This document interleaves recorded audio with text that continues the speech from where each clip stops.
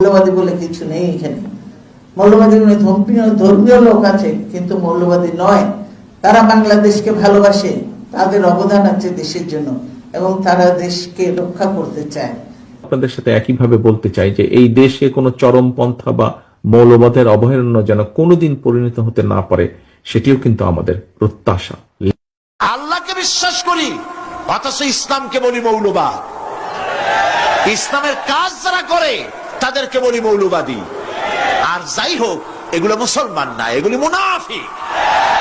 আমার আইন ভালো লাগে না, আমার ইসলাম পছন্দ হয় না, আমার আলেম ভালো লাগে না, আমার কোরআন ভালো লাগে না। অবস্থা যদি এমনটি হয়, বেরিয়ে যাও, বেরিয়ে যাও। আমার সার্বভৌমত্বের ভেতর থেকে, আকাশের নিচের থেকে, জমিনের উপর থেকে বেরিয়ে যা।